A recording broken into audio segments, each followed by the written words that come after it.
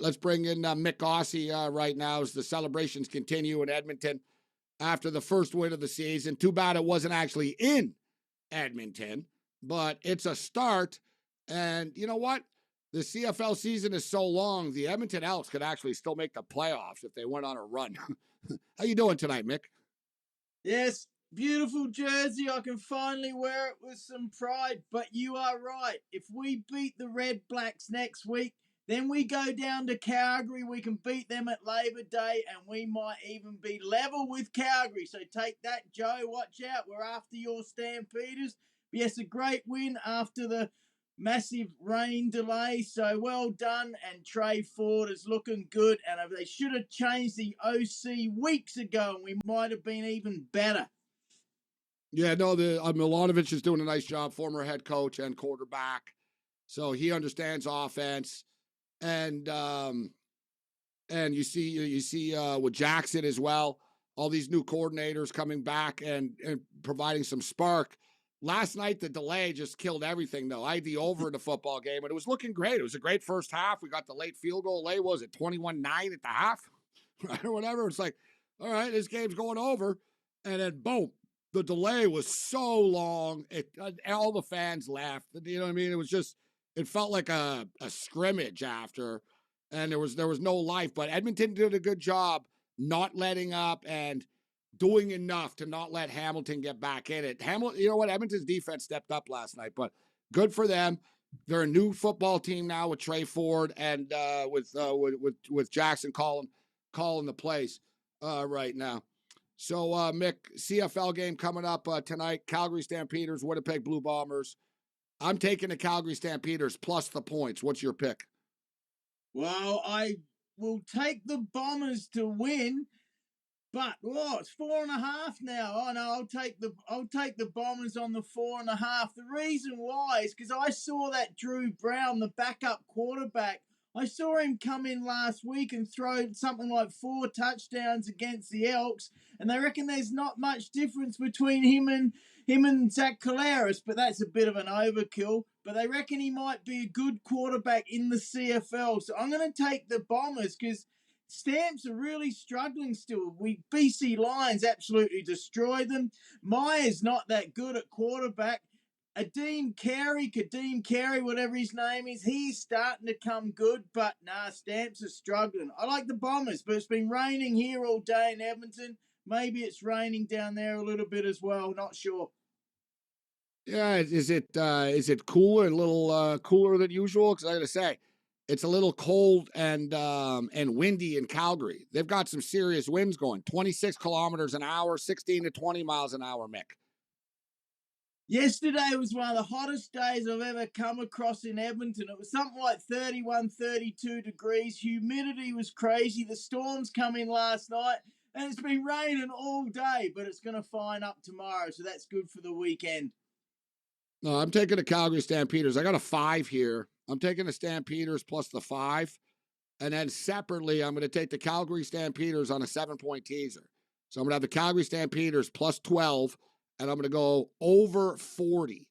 Over 40, plus 12 with the Stamps. I like this teaser play.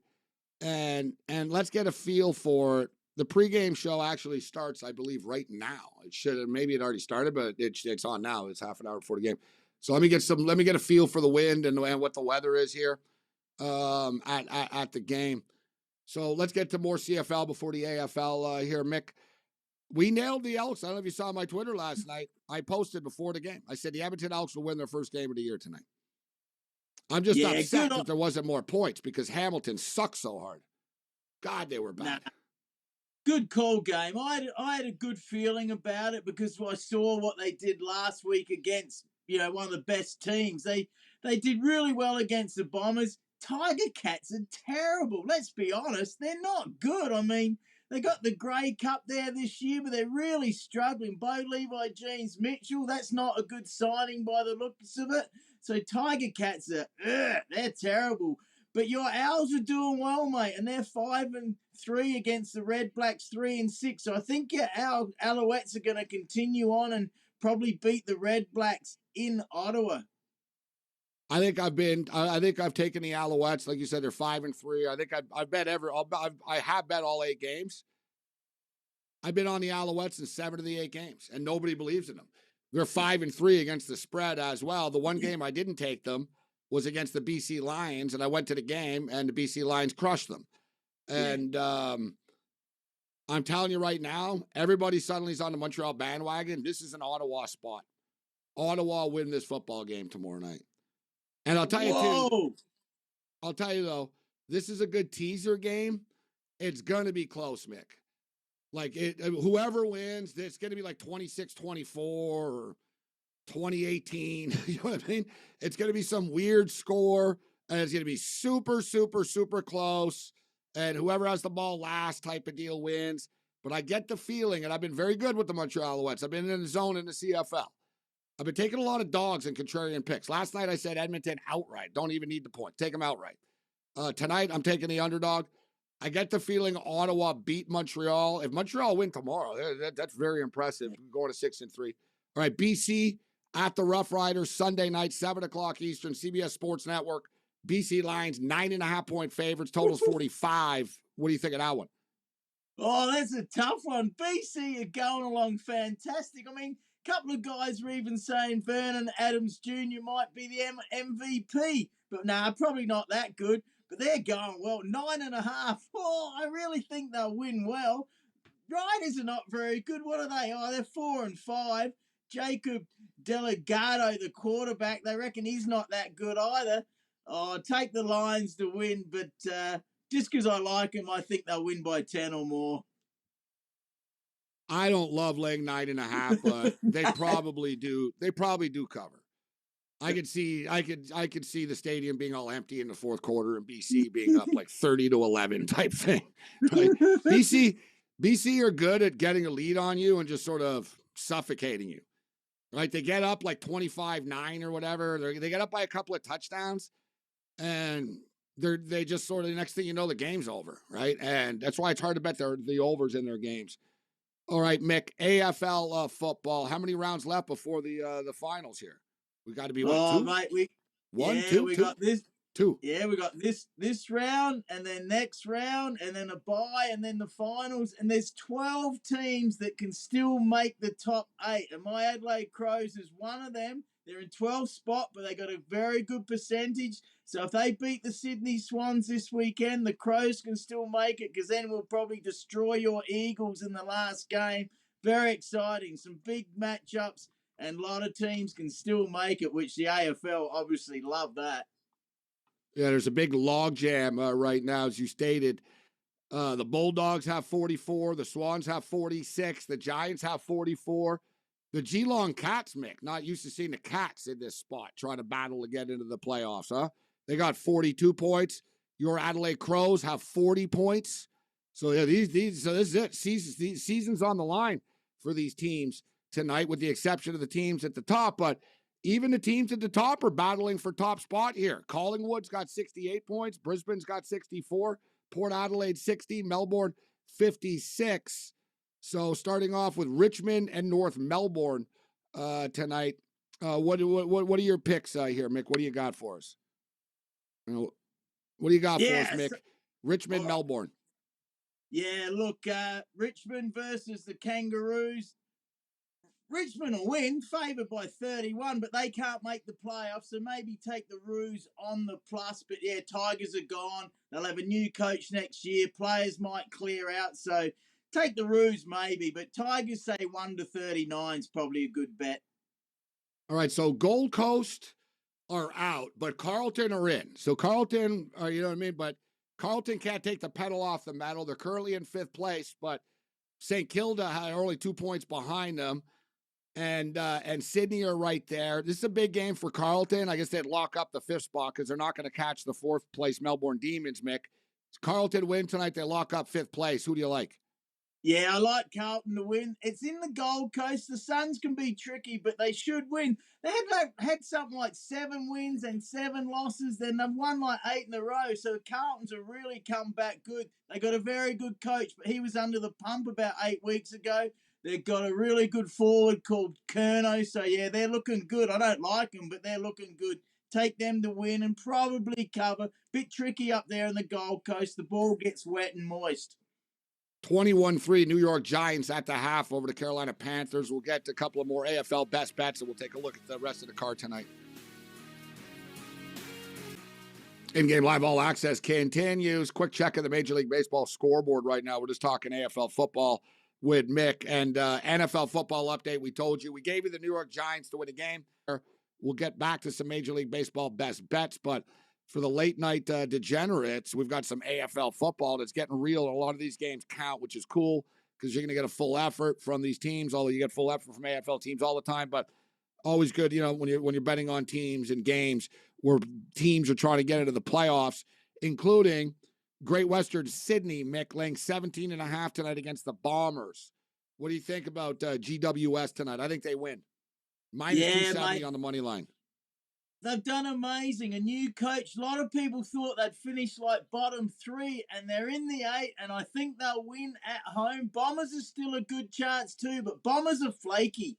Take the Giants to win. Maybe the Bombers cover, so take Giants on 1-39. That plays equal money, so that's better than doing a money line. Giants to win. I'm pretty confident on that one. They're a good team. Underrated, absolutely. The Cats and the Saints, Mick, tonight. St. Kilda and the Cats. This is a must-win game for both teams. This is like a playoff game, pretty much. Like, both teams need to win. St. Kilda, obviously, are in a better situation in 6th place right now, but not a lot of room with the Swans and the Bulldogs right behind them. And the Cats right now are in 11th place. They're still within striking distance, but they need to win, and they're going to need help, actually. Must-win game for both teams. Who do you like tonight? Yeah, I do like the Cats. Even though it's in Melbourne, the Cats have got a very good percentage as well, which will count a lot in the final week. Saints have been in the 8 all year. I think they might drop out a bit like last year. They've got a very good coach. They're not a great team, but they've done well. Cats have got Hawkins back, their big full forward, who's an absolute star. Cameron played well last week against kicking 7 goals. So I do like the Cats to win that, and probably by more than 7.5. That's not much. It's only minus 154 on the money line. I'll take the Cats as well in their pedigree in a must-win situation. Adelaide and Sydney, Mick. So your Crows minus 12.5 against the Swans. Wow. Might be a little bit too many. We always take pot shots at the Swans, but that's because they're always favored by a lot. Now we're getting 12.5, in which is another situation, guys. Adelaide are in 12th place. They have 40 points. They're probably not going to get in to the top 8, but they have a chance still to get in. And you got Sydney trying to hang on. They're in 7th place right now. What's your pick? Yeah, mate. Sydney were 15th after round 17. They've won a heap of games in a row. They struggled a little bit last week.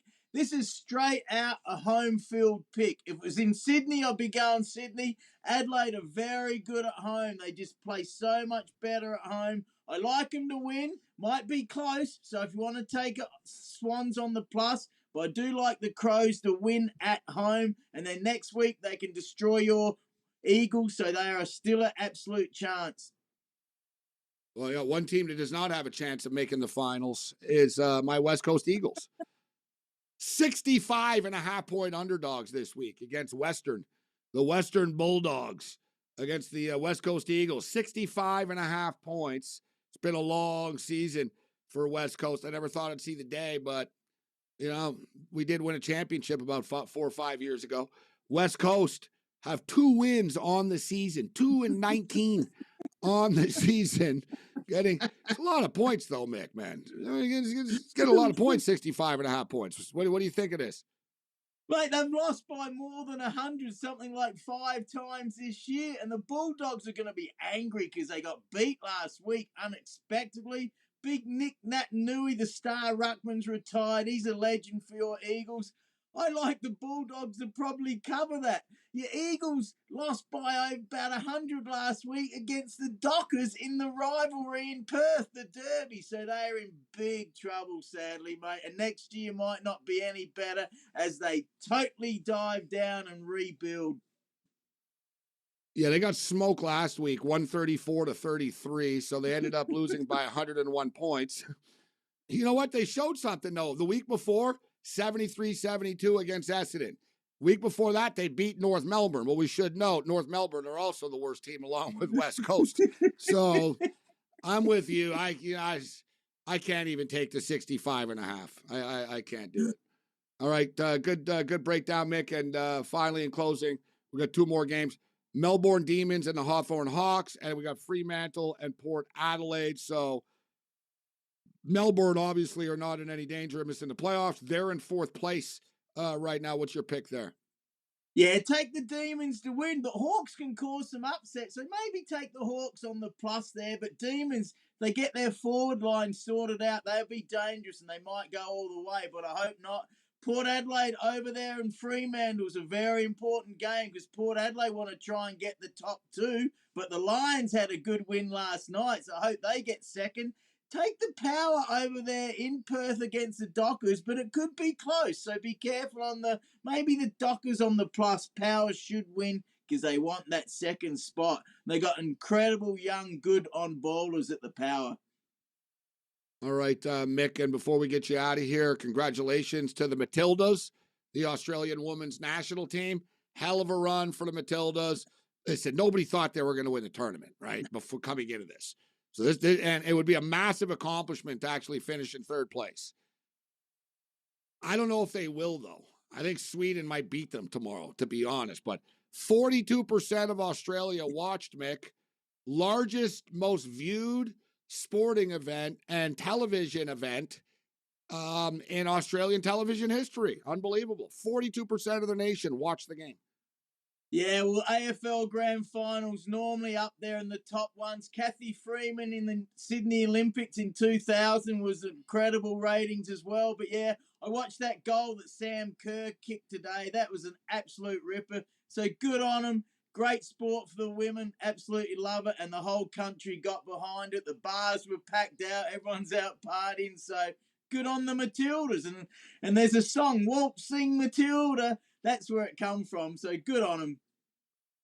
Yeah, there's you know what? And like you said, they're inspiration to so many in Australia and not a soccer-centric country, Australia. What about cricket, Mick? That's what I was going to ask you about. You see, there's they're putting together a pro cricket league in North America. The CEO of Microsoft and a bunch of bigwigs with a lot of money. They've already raised hundreds of millions of dollars for this thing. It's going to be interesting to see, but people don't realize it in this side of the world, Mick. But cricket, second most popular sport in the world after soccer. 2.6 billion people watched the last World Cricket final. That guys, you know how many Super Bowls it would take? Like people, it's bigger than a Super Bowl. Yeah, well, you know how many people are in India and Pakistan alone? Like when they make it, like the numbers, like wow, there's 2 billion viewers. Man, cricket is big, Mick, and I think it's coming to North America soon. Yeah, it really is. And a tournament just finished down there in America where a rich guy from India, it was a tournament and players were coming from all over the world. So big money. And yes, on my weekends, I do an Edmonton Cricket TV show. I'm out filming, interviewing, and it's about 90% people playing here are from India and they absolutely love it. They are passionate about it as much as any sports in the world. So it's a big game. The World Cup is coming up in India. That's the one-day games. That's coming up in October. And Australia and India will be a couple of the favourite teams to take that out as well. Yeah, we'll talk about the Cricket World Cup. That's going to be lit in India. Yeah, a lot of excitement about that. Hey, great stuff, Mick. Thanks for joining us. All right, have a great weekend and go the Bombers tonight versus the ABCs. See you later, mate. The ABC's anybody but Calgary. Says that's what ABC means for Mick Aussie. I'm on the Calgary Stampeders.